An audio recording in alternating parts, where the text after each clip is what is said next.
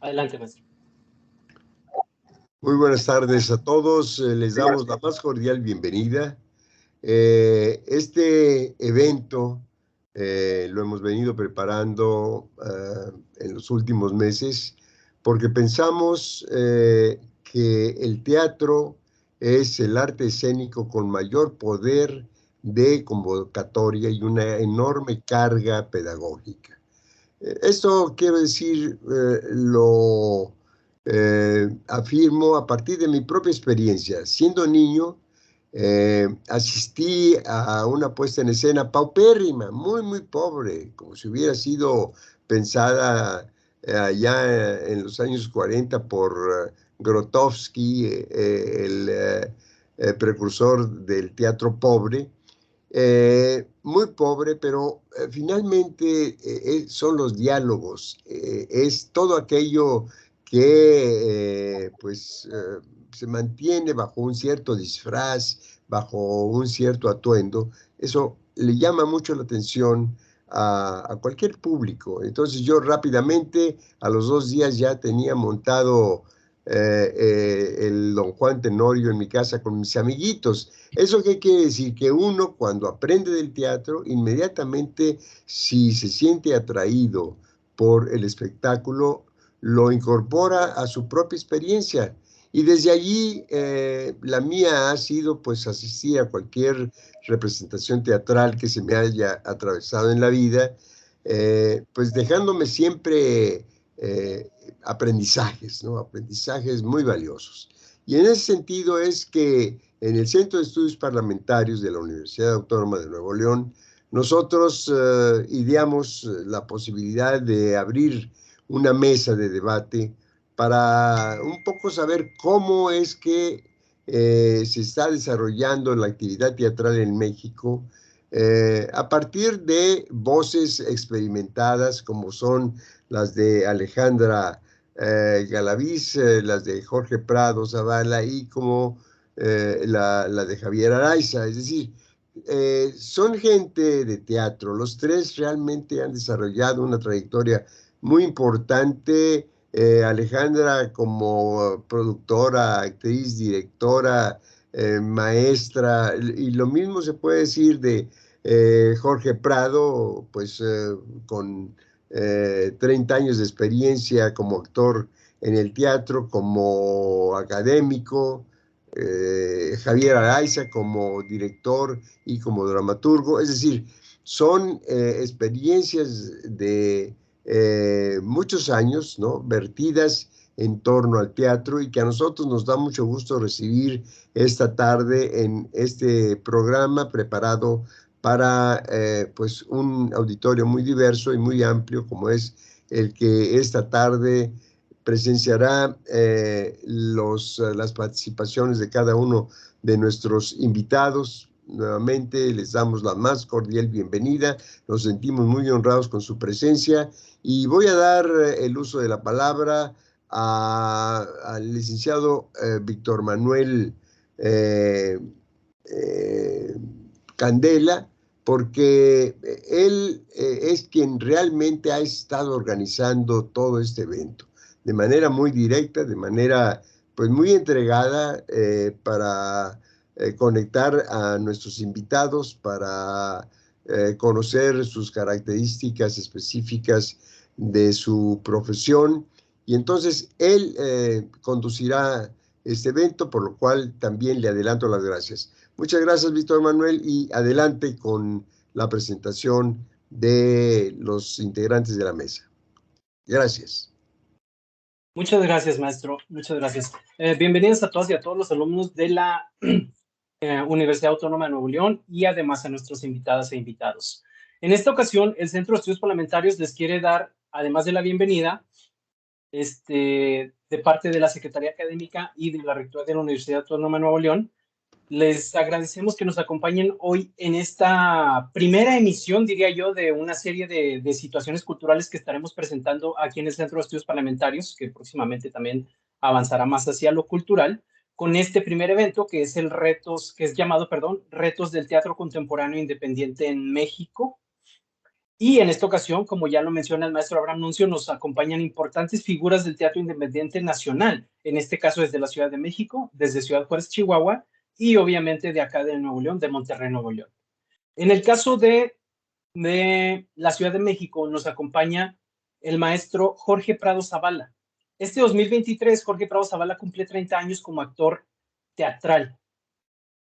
Es licenciado en literatura dramática y teatro por la UNAM. Es maestro en licenciatura comparada, también por la UNAM. Es doctor en humanidades por la Universidad Autónoma Metropolitana. En su carrera ha ganado el premio Punto de Partida por su obra Máquina Coatlicue de 1998, la medalla al mérito universitario de la UAM por su tesis doctoral sobre el arte del actor de 2012, dos premios de San Ginés por su actuación en las obras Jacques en 2019 y Hamlet en 2020, y la presea Mario Ficacci en 2020 por sus aportaciones al teatro independiente mexicano. Ha publicado en varias revistas indexadas, así como algunos libros. Ha dictado ponencias y conferencias en diversos congresos nacionales e internacionales, y también es docente, tutor, investigador nivel C en el Instituto de Educación Media Superior de la Ciudad de México. Alejandra Galaviz Rentería es productora, directora, investigadora y actriz con 14 años de trayectoria. Ha trabajado como coordinadora de actividades culturales en la Dirección General de Educación y Cultura de Ciudad Juárez desde 2011. Fue directora del Grupo Representativo de Teatro de la Universidad Tecnológica de Ciudad Juárez de 2011 a 2012. Colabora como productora, directora, asesora creativa y o actriz en diferentes compañías teatrales y cinematográficas del estado de Chihuahua. Es fundadora del proyecto Molière de 2009 a 2012. Participó en varios eventos culturales como artista circense en Zancos. En 2014 asume el rol de productora y dirección general de la misma compañía.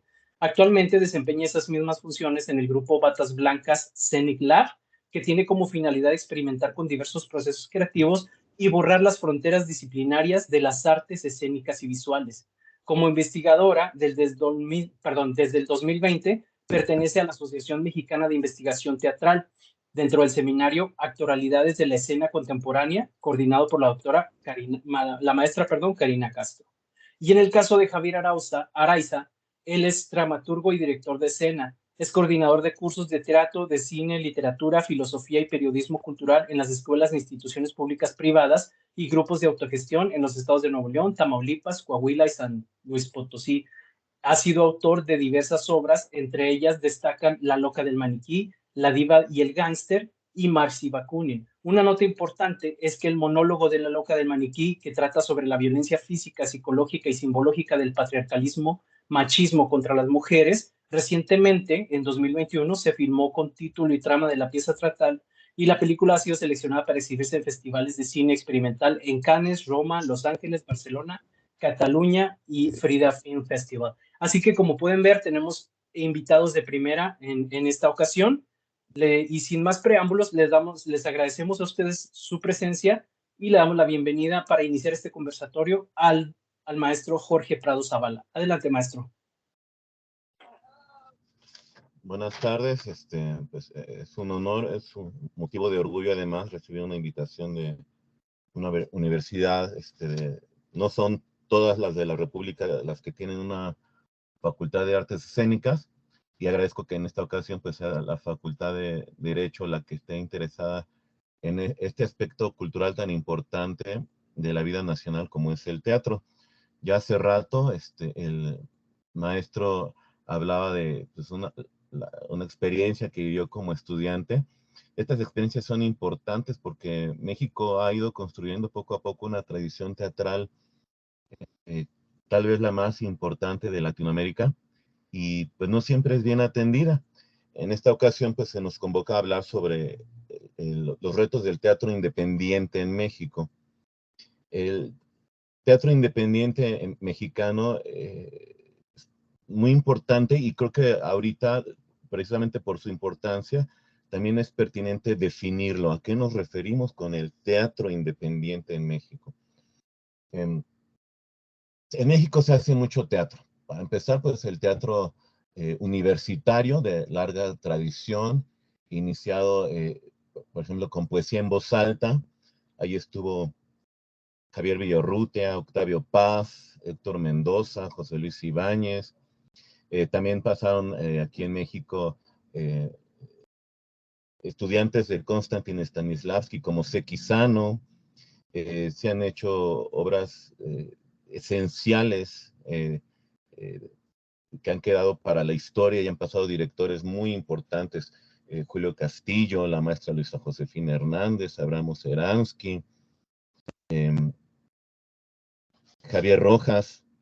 Ese es, digamos, un teatro académico muy fuerte, muy poderoso que se ha hecho en México. Lo voy a llamar genéricamente teatro universitario, aunque abarca también a la Escuela de Arte Teatral, ahora Escuela Nacional de Arte Teatral.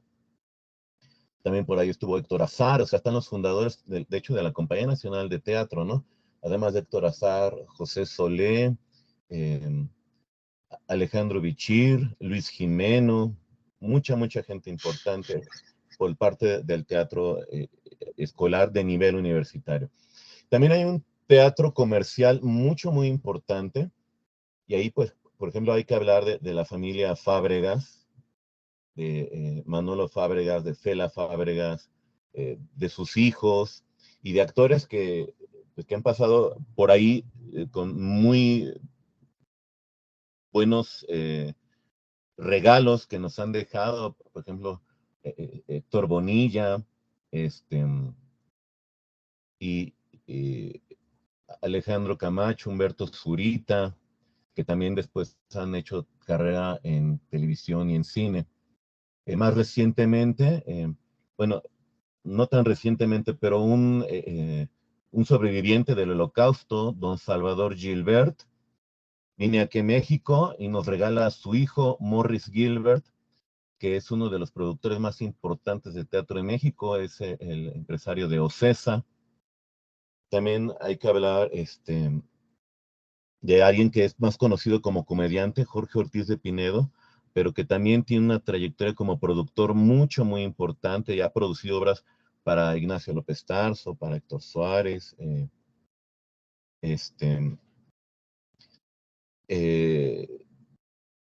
y ahí, pues, en ese panorama, pues también están los nuevos sistemas de apoyo estatal hacia creadores jóvenes, que es el Fondo Nacional para la Cultura y las Artes, que ha permitido que ahora haya un elenco estable, por lo menos con becas de 2 años, donde el artista tiene una continuidad en su trabajo. Esto, pues, gracias al trabajo de Luis de Tavira, que en 2008 le dio un nuevo esquema a la Compañía Nacional de Teatro, apoyado por el Fondo Nacional para la Cultura y las Artes. El Fondo Nacional para la Cultura y las Artes no nada más apoya a artistas en solitario, sino también a grupos y también a teatros y foros, y ahí lo que se discute mucho, sobre todo recientemente, es que pareciera que esos apoyos siempre recaen en los mismos grupos, en las mismas cofradías, en los mismos creadores. Pero frente a ese panorama, hay individuos, colectivos y foros que, sin recibir ningún tipo de apoyo, ni por parte del Estado, ni por parte de grandes productoras, ni de instituciones, logran sobrevivir y salir adelante. Es ahí donde cabe hablar del teatro independiente en México.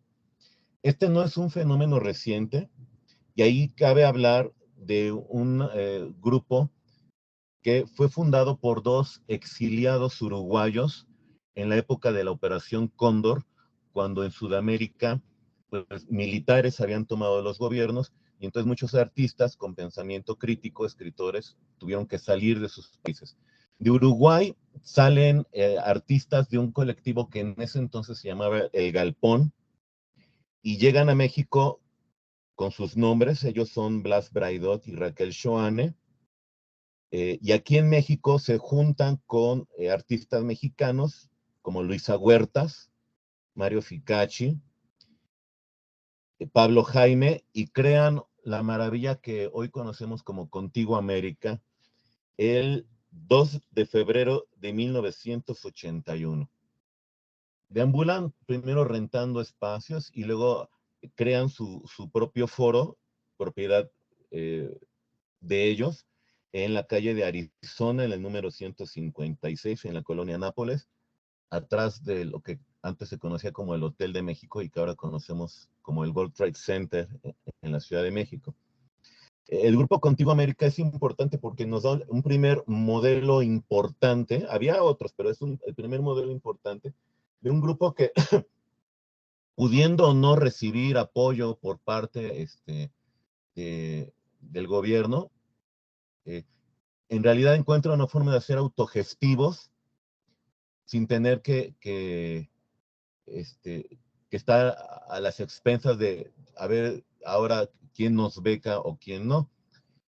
Quien ha explicado esto varias veces es Mario Ficacci, que es uno de los miembros originales y que después salió, pero deja instaurado un modelo, primero donde ve qué personas estarían interesadas en ser abonantes constantes de esta compañía de Contigo América. Entonces, él se daba la tarea cada mes de ir con estas personas que se habían comprometido de forma moral a dar cada mes un apoyo a esta compañía, y él los visitaba y llevaba unas cuentas muy claras y muy precisas, y con eso el grupo Contigo América pudo sobrevivir mucho tiempo. Tiene montajes históricos, como por ejemplo Los que no usan smoking de 1985. Y es una compañía que sobrevive hasta la fecha, más allá de que fallecieron sus fundadores Blas Braidot y Raquel Shoane, uruguayos. El grupo hoy sobrevive pues principalmente con integrantes mexicanos. Abre las puertas de su foro a cualquier grupo independiente que quiera presentarse. Se piden pues sí requisitos estéticos, de derechos de autor. La taquilla es variable, a veces sí se cobra un boleto, que no es el boleto comercial que piden espectáculos como por ejemplo El Hombre de la Mancha o Mentiras, el musical, cuyos boletos rondan entre los 1,000 y hasta los 3,000 o 4,000 pesos a veces, ¿sí? Por ejemplo, Mentiras, el musical, que es una comedia divertida, pero de corte comercial, tiene un boleto que ronda entre los 900 y los 1,500 pesos.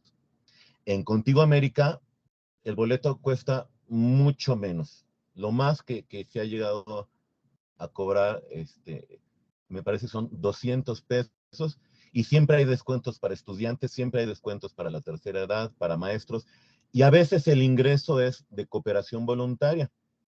Ese es el modelo que dejó Contigo América desde fines de los 70s y principios de los 80s, y ha sido, pues no calcado, pero sí observado, seguido como una escuela, porque además es una escuela, por otros foros. Por ejemplo, otro espacio independiente del que cabe hablar es uno que se llama el Centro Cultural Roldán Sandoval. Pues es un espacio muy bonito. Hay que decir que Contigo América y el Roldán Sandoval originalmente eran casas habitación. Entonces, toda la cuestión de adaptar el espacio, pedir los permisos, las gestiones que siempre se tienen que hacer con el gobierno, ver cómo va a funcionar lo de los impuestos, si vas a ser donatario, es decir, receptor de donativos, siempre es muy complicado, pero precisamente es parte de la disciplina que permite sobrevivir a un grupo o un espacio independiente. Entonces, el Roldán Sandoval es fundado por el matrimonio de Fred Roldán y Lupita Sandoval, dos artistas escénicos. Lupita Sandoval, muy conocida en la televisión y en el cine, y Fred Roldán, con una larga trayectoria en la comedia musical. A partir de que crean su espacio, su carrera parece concentrarse básicamente en ese lugar, aunque sí tienen participaciones en otros lugares. A Lupita Sandoval la recordamos mucho por Cachún Cachún Rara, donde era divertidísima y maravillosa, y Fred Roldán por ser el Pinocho de México. Este espacio es fundado el 13 de enero de 1997. Tiene solo 100 butacas en un escenario tipo isabelino, es decir, como herradura, donde casi todo lo que vamos a ver ahí son producciones de esta familia, casi todas en corte de comedia musical, y donde se han dado cosas pues muy bonitas. Por ejemplo, se inicia con El retrato de Dorian Gray, esta novela de Oscar Wilde adaptada a comedia musical. Otras obras que se han presentado importantes son Y llegaron las brujas, una versión del Marqués de Sade, más recientemente una versión propia del Fantasma de la Ópera, El Pinocho. Y pues esto ha estado también organizado que, pues otra vez con la triste pérdida de Fred Roldán, que falleció pues apenas el año pasado, si no me equivoco, que nos dolió mucho pues a quienes lo veíamos y lo admirábamos. La familia ha resistido y sigue adelante. Ahorita pues el espacio está administrado por Lupita Sandoval y sus dos hijos, Mauricio y Fred Jr. El espacio sigue y está ubicado en José Martí 280 en la colonia Escandón. Otro espacio muy bonito de analizar es el Centro Cultural El Foco. El Centro Cultural El Foco primero empezó como el Foro de la Comedia. Estuvo varios años funcionando así, pero en el año de 2008 es tomado en comodato por Wilfrido Momox, y él lo rebautiza como el Centro Cultural El Foco. La reinauguración es pues ese año. Está ubicado en Tlacotalpan 16, en la colonia Roma, y la compañía titular del espacio es la compañía Teatro del Árbol. Es muy interesante también ver cómo estos espacios, además de la taquilla, que a veces es fija o a veces es de cooperación voluntaria, eh, eh, tienen otras estrategias para sobrevivir. Por ejemplo, casi siempre hay una cafetería, casi siempre hay una librería, casi siempre se dan clases, conferencias, y en el caso del Foco, cada año hay un festival muy importante que es el Rally de Teatro Independiente. De carácter nacional, vienen grupos de toda la República y participan en una especie de, pues sí es un concurso donde se califica la dramaturgia, se califica la actuación, se califica la dirección, se califican grupos con trayectoria de más de 10 años, y pues el premio es una temporada teatral de por lo menos un mes. El premio de trayectoria es el premio Mario Ficacci, para que veamos la importancia de este personaje en el teatro independiente, y este premio se da a una compañía con trayectoria. El rally se hace cada año y pues da un prestigio, o sea, no se hace rica la gente por participar en un festival así, pero sí te hace un currículum importante, ¿no? Ser el mejor actor del rally de tal año, etcétera. Wilfrido Momox, además, pues también es maestro, es docente, y sus obras también a veces las saca del Foco para participar en otros festivales, como recientemente Las Perlas de la Virgen, de Jesús González Dávila, su versión que ya había ganado el premio San Ginés 2021 al mejor director, lo llevó este año al Encuentro Nacional de los Amantes del Teatro, que organiza el Centro Mexicano del International Theatre Institute, esta ocasión en el Teatro Orientación, atrás del Auditorio Nacional. Otro espacio que hay que seguir es el Foro Juana Cata. Este es interesante porque no es un teatro de cámara, ni un teatro grande. Hay que especificar que teatro de cámara son aquellos que tienen 200 butacas o menos. Más de 200 butacas es un teatro grande o regular, como el Orientación, como el Julio Castillo, como el Jiménez Rueda, que permanece inexplicablemente clausurado. El Juana Cata tiene solamente 35 butacas. Es un teatro íntimo. Y es interesante porque hay que recordar que en la época de las vanguardias y luego en las vanguardias hicieron experimentos en París, en Barcelona, en Londres y aquí en la Ciudad de México en espacios que a veces eran departamentos donde se hacía teatro. Actualmente eso de llevar teatro a un departamento, quien lo hace de manera constante, solamente conozco a Raúl Bretón con su versión de La autopsia de Enrique Buenaventura. Pero esto se hacía mucho en Barcelona y también lo hizo Contigo América con Los hombres que no usan smoking en el 85. Bueno, pues el Juana Cata es un teatro que funciona de manera continua con ese formato y así se han presentado decenas de grupos desde el año 2017, cuando fue abierto. La idea de Ireri Sánchez era hacer una especie de oficina tipo coworking de gestión cultural, pero luego se le unió Rodrigo Verástegui. Dijeron, pues también hay que abrir un pequeño foro teatral y entonces en una recámara metieron luces, metieron tablas, y ahí se empezó esta aventura del foro Juana Cata. Está arriba de una sucursal del restaurante Don Porfirio, en Plaza de la República 46, segundo piso, en una de las esquinas del Monumento a la Revolución. Finalmente, quiero hablar del Foro Offspring, que está ubicado en Francisco Pimentel 14, en la colonia San Rafael. Es un espacio que crearon Arturo Amaro y Adriana Enríquez en el año 2012. Lo inauguraron en agosto de ese año con una versión propia de la vida de Galileo Galilei, no la de Bertolt Brecht, sino una versión propia de Arturo Amaro, que además es dramaturgo. Y lo interesante es que rentando una bodega, pudieron abrir un espacio con 300 butacas.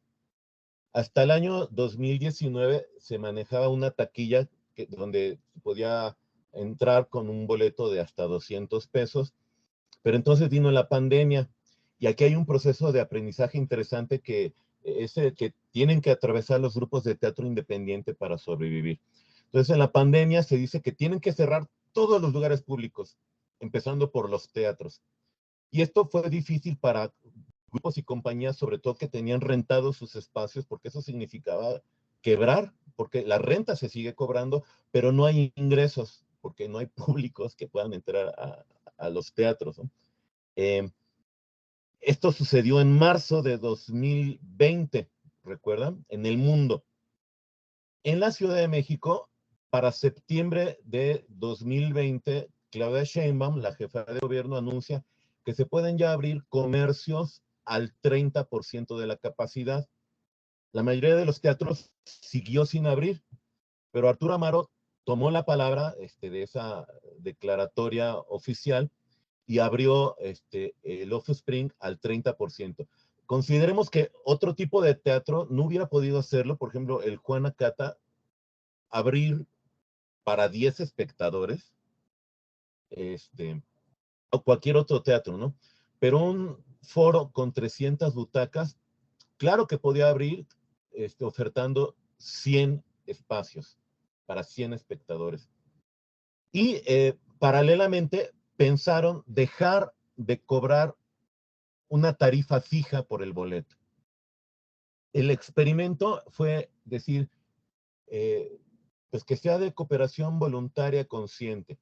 Varios teatros, hay que decirlo, han probado esta estrategia. El mismo Foro Shakespeare, que es un foro de corte comercial, que está en la calle Zamora, número 7, a unos pasos del metro Chapultepec, a veces ha usado ese formato de pues, cooperación voluntaria consciente, pero no lo ha mantenido, no de manera constante. Desde que el Foro Offspring del que estoy hablando abrió de esa manera, ya no ha vuelto a cambiar su forma de ingresar públicos. Parecería ingenuo porque pues cómo se puede sobrevivir si el público puede entrar y salir sin pagar un solo peso, pero entonces la mentalidad es pues generar públicos a toda cosa. El público que ha ido a ver los espectáculos del Offspring es público que casi siempre en el más del 90% de los casos ha regresado. Y si una vez no pagó su boleto, la siguiente vez sí lo paga. O si una vez sí lo pagó y en alguna ocasión no lo paga, pues no ha hecho tampoco gran diferencia, no ha habido mella. El hecho es que siempre sabemos los artistas escénicos que independientemente del dinero, una energía importante que alimenta la vida de los teatros es que haya público, que haya aplausos y que haya gente que diga, ay, esto es el teatro, en mi vida había visto una función. Ese es el público que está generando el Offspring. Público que a veces, que en la mayoría, iniciando esta estrategia, no había visto antes una obra de teatro, no sabía lo que era ir a una función de teatro. Y a partir de esta nueva estrategia lo ha descubierto. Y ha generado entonces un público cautivo, creciente poco a poco, pero creciente. Ha habido ocasiones incluso en que por un espectáculo en particular, de Michael Pérez, uno de los autores que se presentan ahí con su versión propia de la vida de Ana Frank, han tenido que dar 2 funciones seguidas porque el teatro se les abarrota y no cabe el público. Entonces se le pide a la gente que se queda afuera, si se esperan, les damos la función. Y el público se ha esperado a su segunda función para verlo. Son varias compañías las que desde entonces pues han aprovechado la generosidad del Offspring.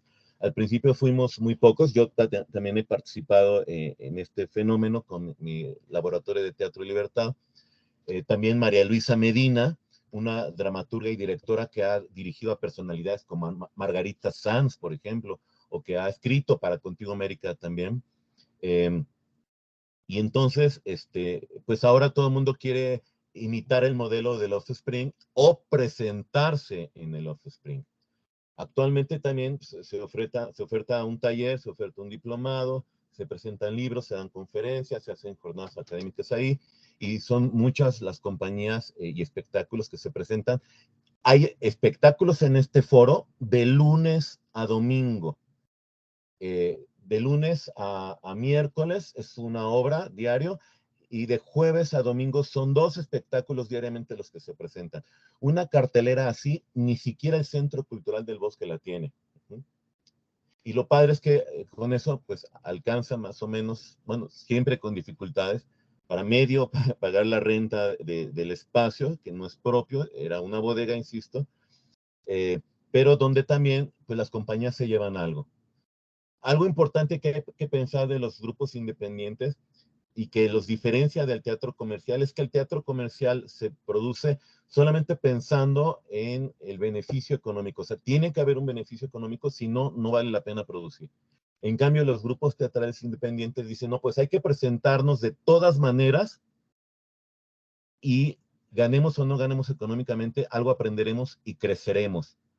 Y después el resultado curioso es que sí se sobrevive, como vimos con Contigo América, como hemos visto con el Centro Cultural Roldán Sandoval.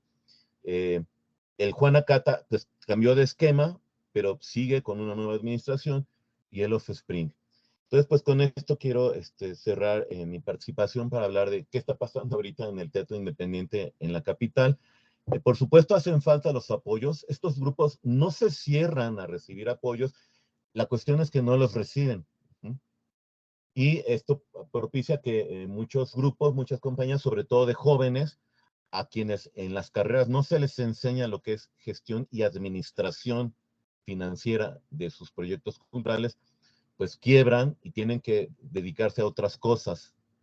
Muchos de los que trabajamos en el Offspring tenemos paralelamente carreras docentes, algunos son abogados, algunos son jubilados, algunos venden discos, algunos hacen macramé, pero pues lo que nos alienta es que tenemos un lugar donde seguir haciendo teatro.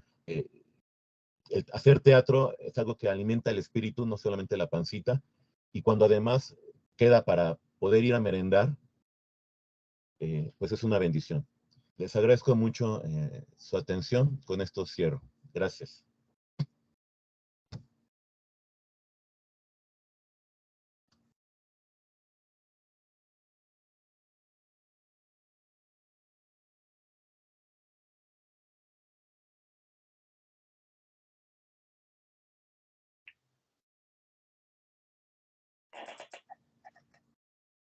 Bueno, muchísimas gracias.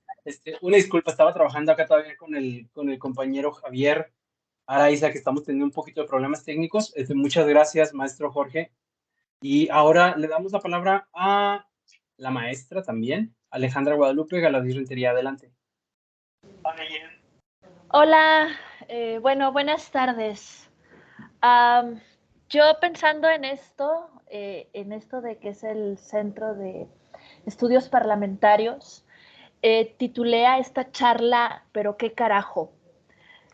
Perdonen el vocabulario tan genial, pero les voy a platicar. Miren, antes de iniciar la charla tenemos que poner en la mesa qué estamos entendiendo todos por teatro contemporáneo independiente en México, que es algo que ya nos definió el maestro Jorge. Yo voy a hacer esto también de forma muy resumida para irnos de lleno al problema. Entonces, una vez que tengamos estas definiciones claras, podemos definir los retos a los que nos enfrentamos los creadores escénicos de nuestro país. Estamos en el Centro de Estudios Parlamentarios de la Universidad Autónoma de Nuevo León. Si yo fuera un estudiante de Derecho, que no lo soy, pero si yo lo fuera, yo me haría estas preguntas. ¿Por qué una charla sobre un tema que no parece tener relación con mi área de estudio? Y entonces empecé a tratar de responderla, pero al momento de formular esta respuesta me encontré con otras 3 preguntas, que son las que voy a responder rápido. Las preguntas son, ¿qué es el teatro contemporáneo independiente? ¿Qué tiene que ver conmigo si yo no hago teatro? ¿Y qué si no me gusta ir al teatro? Entonces vamos a responder la primera pregunta. Podemos tener toda una charla dedicada solo a la discusión ontológica de qué significa teatro contemporáneo independiente en México, pero pues nos tomaría como otra conversación, ¿no? Entonces, para fines prácticos, yo ya me traje arbitrariamente unos conceptos ya definidos y en otro momento podemos determinar si son funcionales o no. Empecemos por la definición de teatro. En este sentido, creo que los estudios del doctor Jorge Dubati son los más apropiados. Abro la cita. El teatro se define lógico-genéticamente como un acontecimiento constituido por 3 subacontecimientos relacionados: el convivio, la poiesis y la expectación. El teatro es un ente complejo que se define como un acontecimiento, un ente que se constituye históricamente en el acontecer. El teatro es algo que pasa, que sucede gracias a la acción del trabajo humano. De acuerdo con la idea marxista del arte como trabajo humano, entonces el teatro es un acontecimiento del trabajo humano. Cierro la cita. Ahora vamos sobre lo contemporáneo. Ahí hay toda una discusión estética hay toda una discusión sobre el concepto de lo contemporáneo que tiene que ver con la estética, que tiene que ver con la temporalidad y que tiene que ver con el status quo del mercado del arte, incluido el teatro, en una era neoliberal y de capitalismo depredador que utiliza este término para su conceptualización. Por lo que yo voy a hacer un poquito de trampa con las definiciones de Patrice Pavís y me voy a referir a lo contemporáneo simplemente como lo presente. Pavís traduce a Giorgio Agamben en Qu'est-ce que c'est le contemporain para afirmar que el teatro es el escenario mismo de lo contemporáneo, porque, y abre cita Pavís, el presente no es sino la parte de lo no vivido en todo lo vivido. Cierra la cita Pavís. Y yo cierro cita también.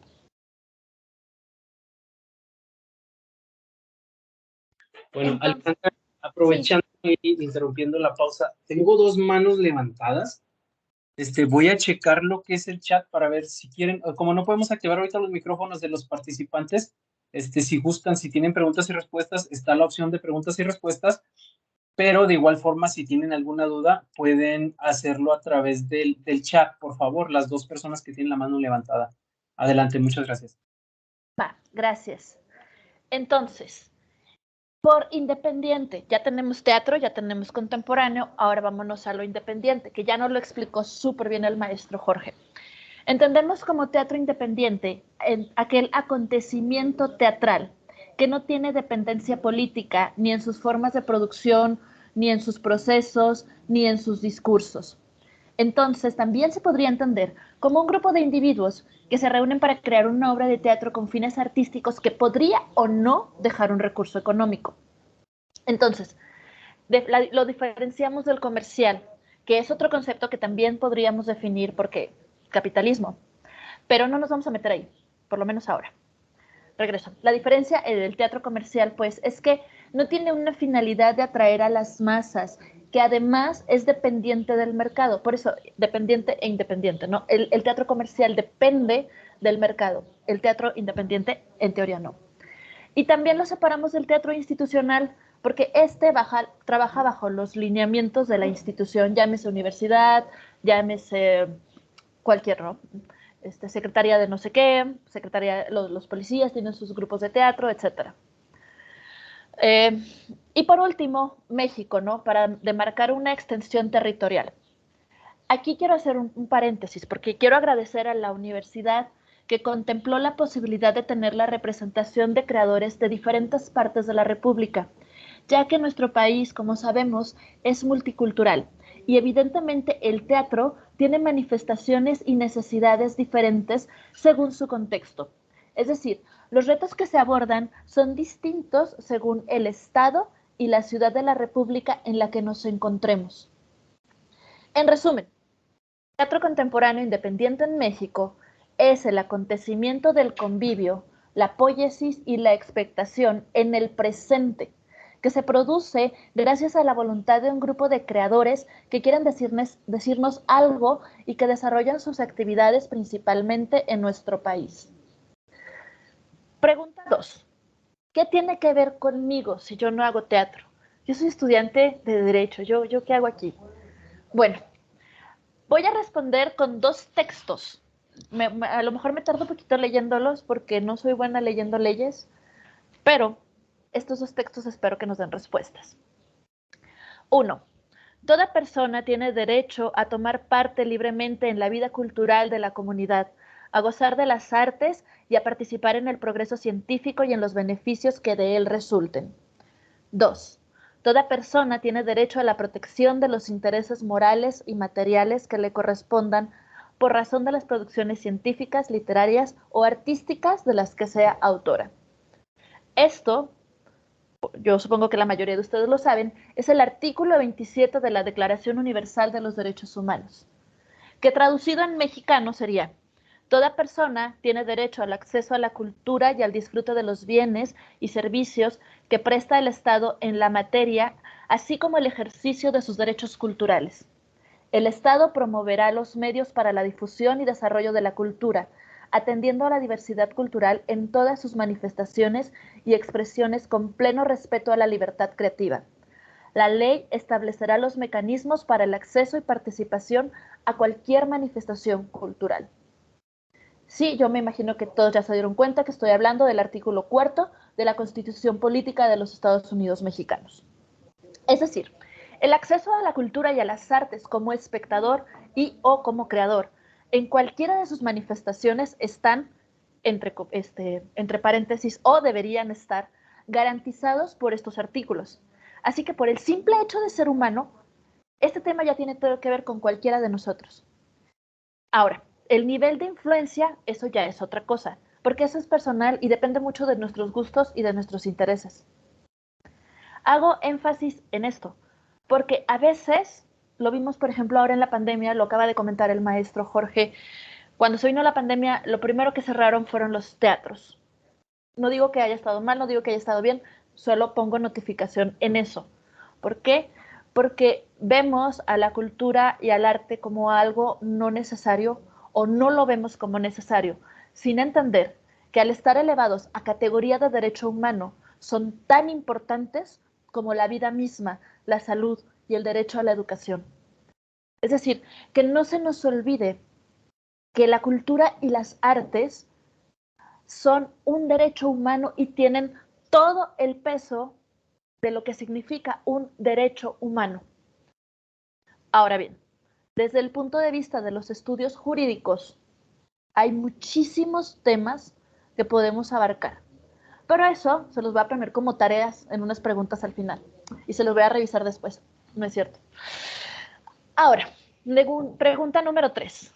¿Qué si no me gusta ir al teatro? Pues nada. O sea, realmente contra eso no se puede hacer nada. A veces los teatristas nos desgarramos las vestiduras porque la gente no quiere ir al teatro y decimos, no es que no saben apreciar el arte y bla, bla, bla, bla, bla, bla, bla, bla, bla. Y la verdad es que esa discusión está bien, pero va en otro sentido. Es decir, aquí yo solo estoy hablando de la voluntad del espectador. No estoy tocando temas ajenos a su voluntad, como lo son la accesibilidad, la difusión, el diálogo con los creadores, el saberse partícipe, escuchado y un sinfín de cosas más que tienen que ver con que el Estado tiene un artículo escrito sobre eso, pero que no necesariamente se cumple. Y que también tiene que ver con un creador escénico, como es mi caso, que no está comprendiendo que los espectadores, o algunos, o la mayoría, o no sé, eso habría que estudiarlo, eso sería un tema de investigación, ya no quieren ser espectadores pasivos. Y lo vemos ahora claramente, ¿no? Que tenemos todo este movimiento de comunicación, como es el Internet, como son las redes sociales, que nos permiten conectar con la gente. Sí, a mí hubo una frase que la maestra Hilda Saraí de la Universidad Autónoma Metropolitana dijo que se me quedó grabada y yo siempre que tengo oportunidad la digo porque es, al final, la comunicación es de humanos y lo que importa es justo que somos humanos tratando de darnos un mensaje y más allá, ¿no? Luego vamos a ver que no solo es el mensaje, porque el acontecimiento implica muchas cosas. Entonces, al final no importa por qué tecnología está mediado, porque lo que importa es que no se pierda lo humano. Y entonces, bueno, ya me estoy desviando un poquito. El punto es que el espectador pasivo ya no existe o existe mucho menos, en mucha menor cantidad. Porque tenemos, permítanme un segundo.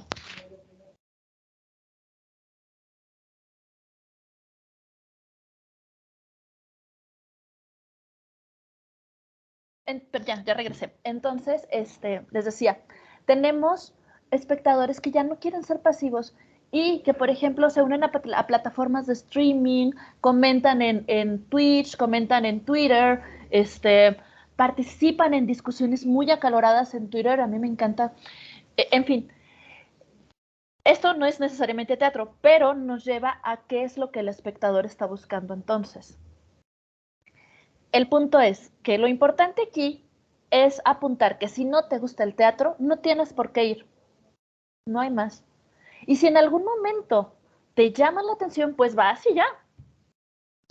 Es todo. Ahora sí, vámonos rapidito a los retos. El problema es complejo. Ya nos habló el maestro Prado de la riqueza teatral que tiene nuestro país, específicamente en el centro, y es importante reconocer la labor que han realizado todos los grupos y colectivos independientes para el desarrollo del teatro. Aquí en Ciudad Juárez tenemos casos maravillosos, ¿no? Como Telón de Arena, que ha logrado salir como creador, como grupo independiente por 20 años. Tenemos a 1939 Teatro Norte. Y bueno, ahora nosotros como Batas Blancas de Scenic Lab estamos tratando ahí de hacer nuestra historia, ¿no? Pero la realidad es que el aprendizaje también se encuentra en el fracaso. Y ahí es donde la mayoría de los grupos estamos o estuvimos. Y eso es lo que es triste, pero hay que reconocerlo, porque si no lo reconocemos estamos viviendo en una fantasía. Uno de los principales problemas es la ausencia de públicos. Yo estoy hablando de aquí en mi ciudad, en esto voy a recalcar eso otra vez. Como creadores nos cuestionamos por qué no tenemos los teatros llenos. Bueno, probablemente nos ha pasado que sí tenemos, ¿no? Cuando hablamos de espacios pequeños, como de 25, 50 personas, nos ha tocado como Batas Blancas tener el teatro lleno y luego nos emocionamos. Y luego nos vamos a un teatro de 1000 personas y decimos, ¡ay! Entonces, como creadores vamos y nos enojamos con los espectadores y luego los espectadores van y se enojan con los creadores y así nos vamos lanzando la pelotita unos a los otros y no nos damos cuenta que a lo lejos hay dos entes que nos están viendo y que no están participando en esto o que están participando de una forma muy sutil. Y estos espectadores son de esta pelea, los espectadores de esta pelea son los empresarios y el gobierno. No nos damos cuenta de que este problema es una cosa tan compleja que no se puede solucionar con un simple boleto de 20 pesos. Hemos dado funciones abiertas, pagando difusión. Digo, hablo de como creadora, como trabajo en muchos grupos, entonces, y aún así hay veces que no tenemos público. Y hemos dado funciones cero difusión, boletos carísimos, y tenemos el teatro lleno. Entonces, esto nos da la impresión de que no necesariamente es una cosa de la voluntad del espectador, sino que hay muchísimas cosas. Y yo voy a plantear siempre lo que planteo cada vez que me preguntan cómo está la cosa acá en Juárez, y es, Ciudad Juárez es una ciudad, una de las más importantes del país, ¿no? Estamos entre las 10 más importantes del país. Tenemos una población grande, una población de 1.300.000, 1,5 millones de habitantes. Y en este 1,5 millones de habitantes tenemos 1, 2, 3, 4, 5, 6 teatros públicos que pertenecen a alguna institución, ya sea municipal, estatal o nacional. 6 teatros para 1,5 millones de habitantes. El problema es que esos 6 teatros públicos se encuentran en un radio de 2 kilómetros entre ellos. Y nuestra población no vive, el grueso poblacional no vive en esos 2 kilómetros, sino que la ciudad ha crecido totalmente para el sur. Entonces, imaginen que estamos aquí es donde está mi mano hecha bolita, están los teatros, y acá donde está mi mano grande está el grueso poblacional. Este grueso poblacional se dedica principalmente a trabajar en la industria maquiladora, porque Ciudad Juárez, su fuente de economía principal es la industria maquiladora. En diferentes puestos están ahí. Por lo tanto, tienen horarios muy definidos, que no son horarios de oficina. La mayoría de los horarios son explotadores. En promedio trabajan de 9 a 12 horas al día, iniciando el primer turno a las 6 de la mañana, termina a las 6 de la tarde, o iniciando a las 6 de la mañana, termina a las 3 de la tarde, y luego el de las 3 de la tarde a las 12, 11, 1 de la mañana, y así sucesivamente. Son industrias que trabajan las 24 horas, que no se detienen por nada del mundo. Entonces, ¿cómo puedo hacer yo que alguien de esta población vaya a verme al teatro cuando sale a las 6 de la tarde y mi obra empieza a las 7 o mi obra empieza a las 6?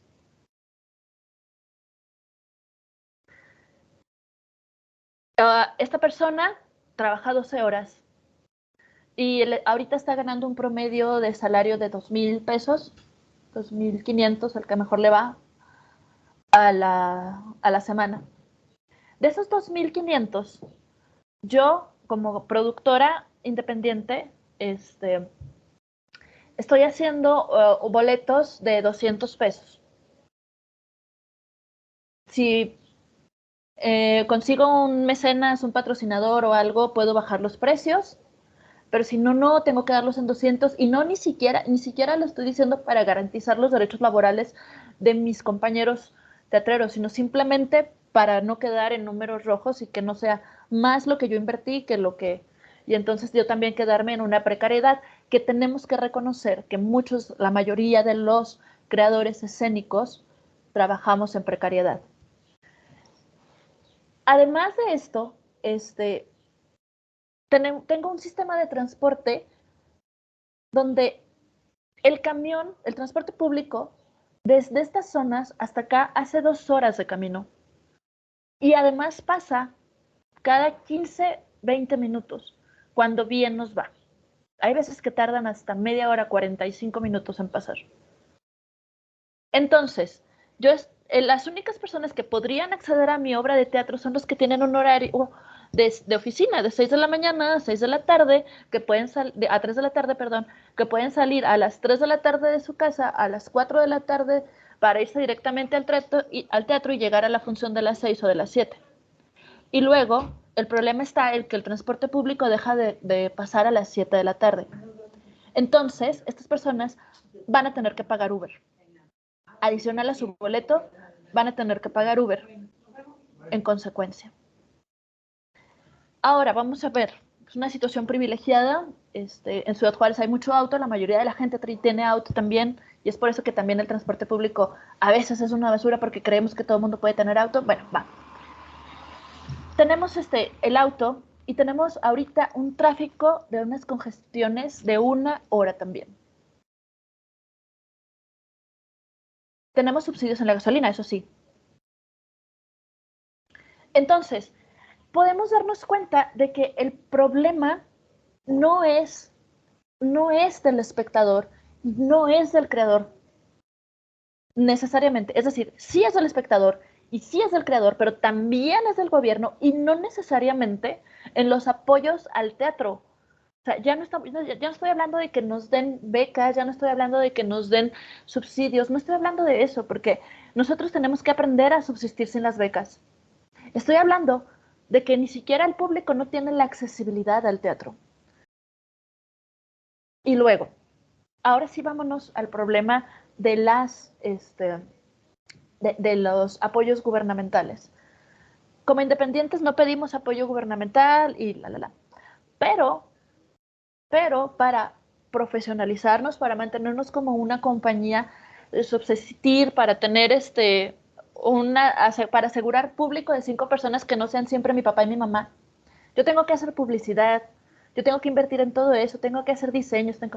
Entonces, ahorita se nos está exigiendo a los creadores que seamos autogestivos y nos piden que no solo seamos actores, que no solo seamos directores, que no solo seamos productores, sino que también seamos gestores, que seamos abogados, que seamos contadores, porque tenemos que estar al 100 en el SAT y tenemos que entender leyes que no comprendemos porque somos creadores. Ojo, que no me estoy quejando, estoy poniendo en claro como que por dónde va todo esto. Entonces, el énfasis de la performatividad gestora se trata de ahorita ser un freelancer y te cautiva con su personalidad para volverte un ser productivo a través del networking, que administra a toda una horda de creativos como actores, como directores, como productores, ¿sí? Ahorita el productor independiente se tiene que ver así, como un freelancer, ¿sí? Y estos desarrollan sus ideas para ponerlos en movimiento. Y así es como hemos estado subsistiendo. Ahora, ya nada más para concluir. ¿En qué? Ahora sí, regresando a la pregunta inicial de esta charla. ¿Pero qué carajo tienen que ver los abogados con esto? Bueno, lo primero es que esperemos que muchos de ustedes vayan a la parte política, porque lo que necesitamos es fortalecer las políticas culturales de nuestro país. No demerita todo el gran avance que ya se ha hecho, que es mucho, pero no significa que no se pueda mejorar, no significa que no pueda ir más allá. Y esto solo se va a lograr en un diálogo real entre creadores, políticos, sociedad civil y empresarios, porque estamos viviendo en un país capitalista. ¿Sí? Esto es decir, las políticas públicas tienen que ser un diálogo general entre estos 4 entes. Segundo, bueno, yo no me voy a dedicar a la política, yo voy a ser un abogado normal. Perfecto. Mira, desde el punto de vista en el que estamos ahorita, te invito también a que tú también seas freelancer, digo, si lo quieres hacer, no, si no, no pasa nada, y pongas tu negocio de asesorías jurídicas para artistas. Híjole, todos te lo agradeceremos un chorro, específicamente los teatreros. Digo, voy a hablar de teatro porque es lo que hago, ¿no? Pero nos falta tanto saber de derechos de autor. Nos falta tanto saber. Mira, justo antes de empezar la charla yo hablaba de un estímulo fiscal que tenemos aquí en Chihuahua que se llama Ley Canagüéame. que es una asociación entre creadores, empresarios y gobierno. El otro día estaba yo leyendo las reglas de operación. Y entonces las reglas de operación te dicen, pero es que esto viene en el artículo no sé qué. Y entonces me tuve que ir al artículo no sé qué rollo. Y luego, es que esto está referenciado. Y entonces me tuve que aventar tantos artículos legislativos de los que yo no entendía un carajo. Pero abogados que se especializan en estos temas podrían trabajar como asesores en diferentes grupos teatrales, cobrar una cuota módica, no sé, cada grupo tendrá un presupuesto asignado o no, pero cobrar una cuota módica y así medio también subsistir como despacho jurídico. Hay muchos temas que estudiar dentro de lo jurídico en cuanto a las artes. Y eso sería todo por mi parte. Muchas gracias, Alejandra.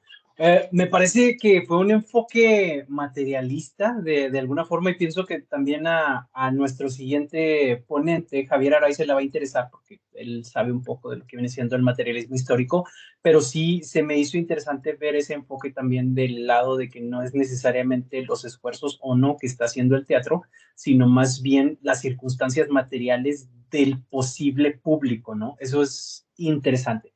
Y bueno, como vamos un poquito atrasados de tiempo, ya no doy más preámbulo. Ahora le doy la bienvenida, en este caso, a nuestro siguiente invitado, el dramaturgo de acá de Monterrey, Nuevo León, Javier Araiza. Adelante, Javier. Finalmente ya pudimos conectarnos. El micrófono nada más. Está apagado tu micrófono, Javier.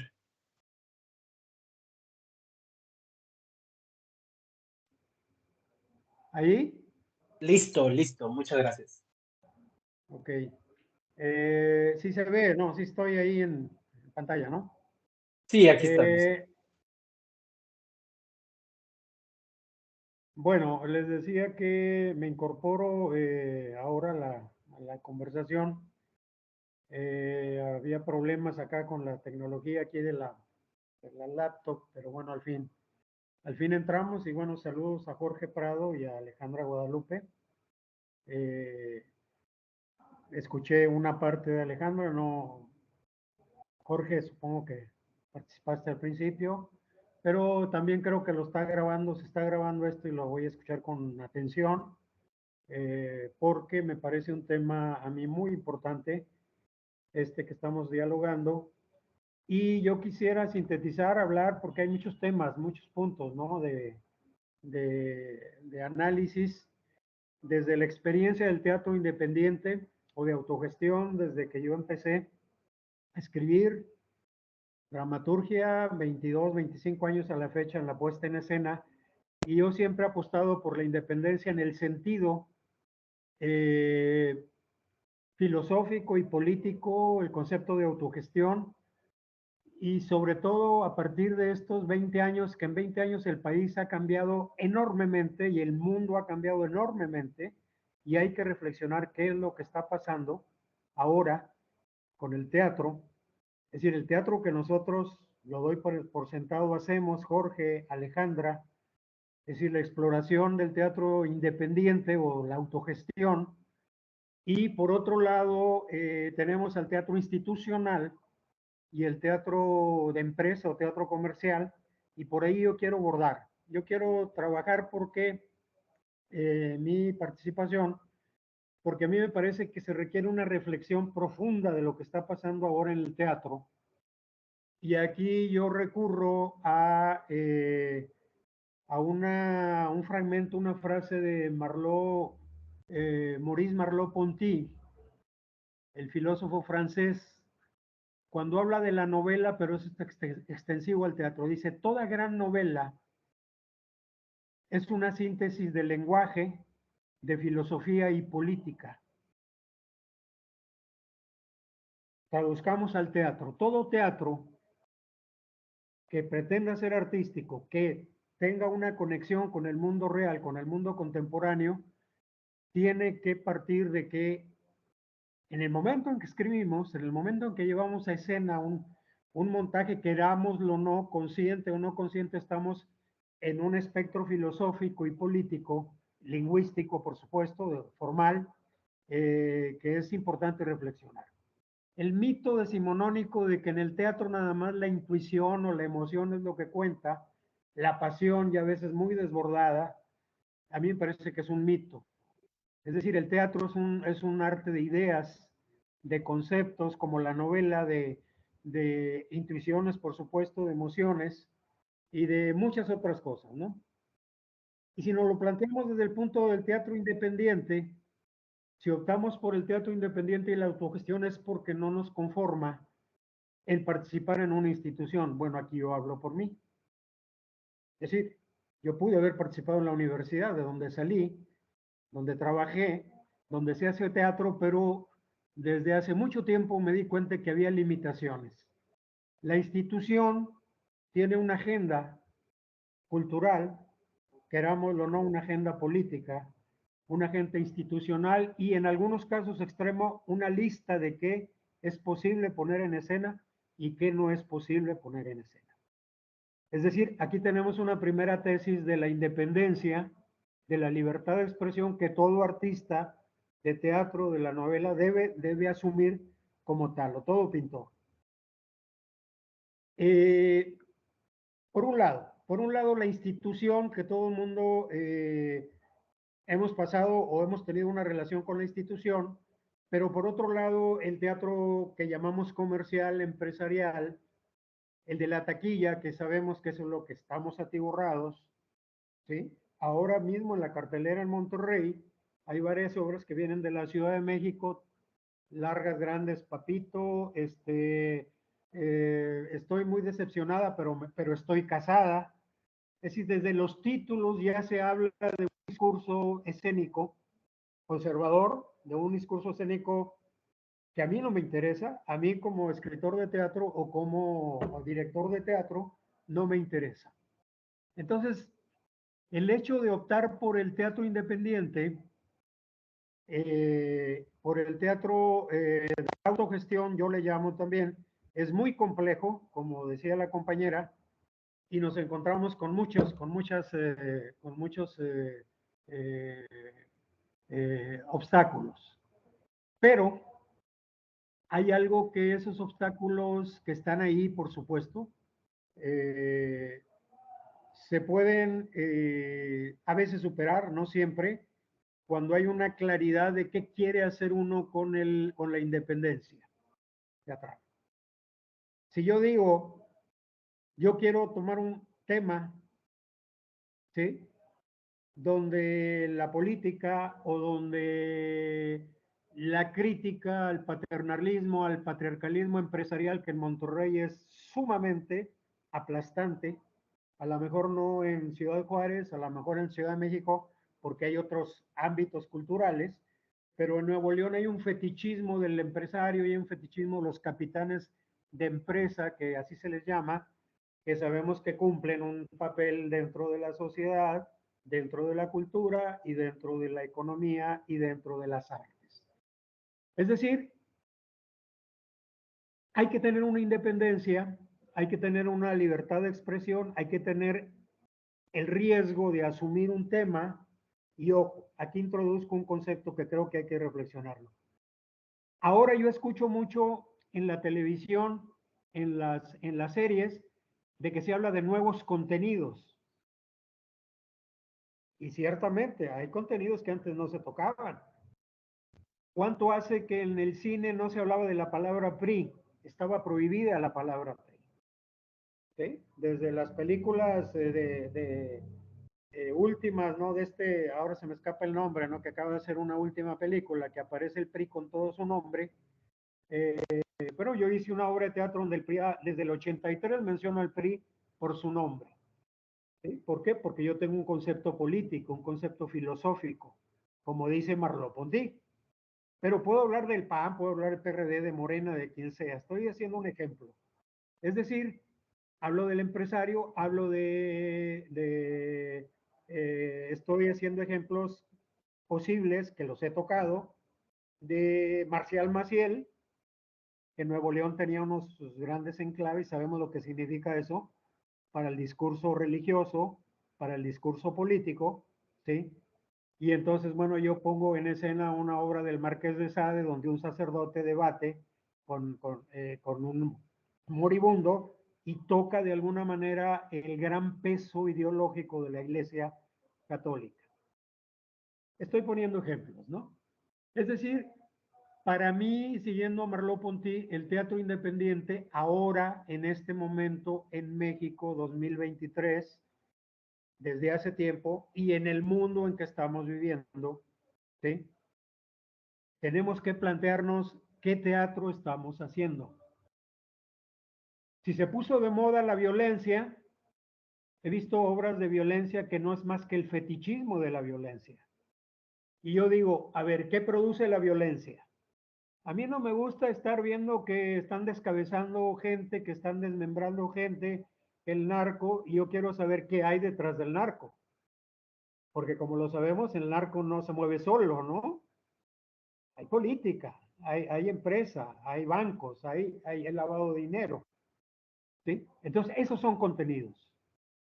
Esos son formas de abordar el teatro independiente con formas, y ahí tenemos a los grandes maestros, ¿no? Que hay formas que hay que recuperar, que hay que explorar, que hay que investigar.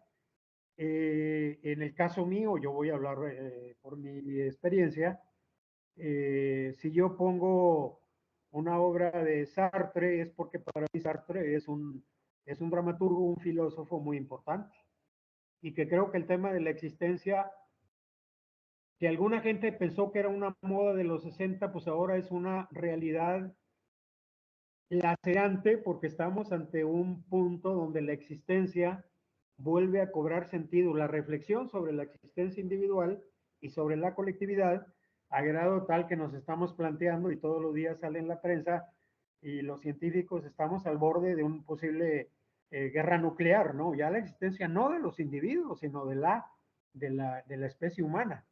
¿Y qué es eso? ¿Qué es eso? ¿El dinero? ¿La guerra? ¿La OTAN? ¿Rusia? ¿China? Eso es filosofía, eso es política para hacer teatro. Son temas para hacer teatro. Pero también los temas locales, ¿no? Los temas nacionales. Yo pienso entonces que el teatro independiente va a tener público, porque escuchaba a la compañera Alejandra al final, y yo creo que sí hay que hacer público, los públicos se van haciendo, ¿sí? Los públicos se van haciendo. Aquí hay un teatro comercial que se llena tres veces a la semana y se cobra caro. Y aquí tenemos teatro independiente, que es el que yo hago, que en pequeños teatros, últimamente hemos hecho un público donde va la gente a ver, se da cuenta que hacemos un cierto tipo de teatro. Y lamentablemente en el teatro institucional hay buenos montajes, pero duran 2, 3 fines de semana. Vuelvo al principio, a la institución no le interesa. La institución regala los boletos, o le paga al director y le paga a los actores. En tanto que en el plano independiente lo que debemos nosotros plantearnos es, sí, queremos hacer un teatro donde arriesguemos el arte, donde recuperemos una economía, nadie está peleado con la economía, pero no vamos a sacrificar el contenido en función de lo que se llama el teatro comercial, o bien entrar en una lógica de hacer un montaje con un subsidio institucional para 3 fines de semana. Yo pregunto, ¿qué dramaturgo, qué director, qué actores se van formando o se forman con un teatro para 3 fines de semana para los amigos y la familia? ¿Sí? Entonces, estamos en eso, ¿no? El teatro independiente ahora en México, bueno, en Monterrey, y cada ciudad tiene su particularidad. Hay un desarrollo desigual, como decía, económico, decía el gran Marx, y hay un desarrollo desigual político y hay un desarrollo desigual cultural. No es la misma la cultura en la Ciudad de México, que en Tamaulipas, que en Nuevo León o que en Chiapas, ¿no? ¿Está claro? Entonces ahí está el tema político que dice Merleau-Ponty. Tenemos que tener claridad en qué política estamos parados. Y cuando digo política, no me refiero a partidos políticos, que claro, entran en el juego. Estamos hablando de instituciones, estamos hablando de ciudadanos, estamos hablando de ideas, de cosas complejas, ¿no? Y cuando hablo de filosofía, siguiendo a Merleau-Ponty, ¿qué filosofía? ¿La individualista? ¿La de la competencia? Tú lucha por lo tuyo y compite y destroza a quien quieras, que es lo que tenemos 40 años con esa filosofía, o la de la filosofía, todo es igual, todo vale, ¿no? Se acabaron los grandes relatos, es como decir, se acabó Shakespeare, ¿Shakespeare para qué sirve? Ahora vamos a hacer con Shakespeare lo que nos pegue la gana, aunque sea una barbaridad y una cosa que da pena, ¿no? Y he visto muchos montajes en esta filosofía de que todo es válido. Ya no, ya Shakespeare ya pasó hace 400 años, ¿no? ¿Sí? Y yo no digo que tengamos que poner a Shakespeare como lo puso en el Globo, ¿no? O como lo puso Peter Brook. Bueno, ahí está la creatividad filosófica, teatral, los contenidos, las formas. Y ahí yo me apoyo en Brecht, por supuesto, la teoría de Brecht y la teoría de muchos otros autores. Y yo mencionaba a Sartre, pero también vivimos en un mundo de absurdos totales. Pues ahí está Samuel Beckett. Hay mucho que aprenderle a Samuel Beckett y a Le Bourrey de Alfred Jarry del siglo XIX. Es decir, estamos obligados, quienes hacemos teatro independiente, si queremos sobrevivir y queremos hacer una aportación al teatro y a la sociedad, de explorar, de investigar la teoría teatral, las dramaturgias, las formas y correr los riesgos que hay que correr. Esto no quiere decir que no tengamos un diálogo con las instituciones. Nuestros montajes se han presentado en la universidad. Estoy hablando de La Sirvienta de Jean Genet, ¿no? Hicimos una adaptación con Las Sirvientas, pues todavía es un mundo donde la servidumbre quisiera que los que no tienen dinero, todos los demás fueran sirvientes, ¿no? ¿Sí? Y la llevamos a filosofía, psicología. Tengo un monólogo que se llama La loca del maniquí sobre la violencia contra las mujeres, que ha recorrido la universidad en muchas facultades. Es decir, hay capacidad de diálogo con la institución, pero las reglas están cambiadas. Yo tengo este montaje, ¿te interesa? La podemos presentar en tus espacios y nos pagas una cantidad, ¿no? Que no es lo mismo depender de la institución que te dice, no está bien, 5 funciones y se acabó. O bien, hacer un teatro, como alguna gente me lo ha dicho, ¿por qué no haces algo más sencillo, más leve, algo más comercial para que vaya el público? Pues eso no me interesa, ¿no? La verdad que a mí no me interesa hacer ese teatro, ¿sí? Prefiero 40, 50 gentes y la gente que trabaja conmigo, los actores saben de qué se trata y se arriesgan y le dan y le ponen, trabajan en otras, no son actores y actrices de tiempo completo, pero bueno, hacemos las cosas y las creemos que las hacemos lo mejor posible, ¿no? Bien, hay muchos temas, yo no quisiera seguir hablando, simplemente los denuncio, ¿no? Ya está claro lo que es el teatro comercial, el institucional. Para mí, yo lo he dicho en algunos que son las bestias negras cuando se quiere ser creativo en el teatro, la verdad. Pero cuando se quiere ser creativo en el teatro hay que arriesgarse. Y hay que conocer y hay que saber y hay que estar muy atentos a lo que está pasando en el mundo con los nuevos contenidos que tenemos que abordar. Santa Juana de los Mataderos y la terrible ascensión de Arthur Wiedebrecht correspondían a la época del nazismo, ¿no? Y la crisis del 29. Nosotros tenemos otro mundo. Shakespeare tuvo su mundo, ¿no? Beckett tuvo su mundo en los años 50 posguerra. Nosotros tenemos un mundo más cabrón, ¿no? Más complejo, porque estamos ante una situación límite, otro concepto de Sartre, ¿no?